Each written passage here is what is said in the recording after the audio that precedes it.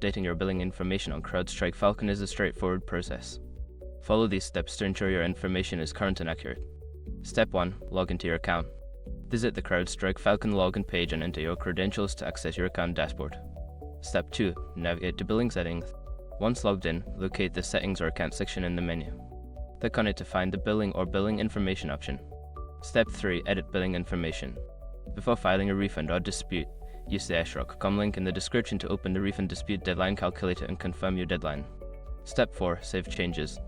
After updating your billing information, make sure to review it for accuracy. Click the Save or Update button to confirm your changes. Step 5. Confirm update.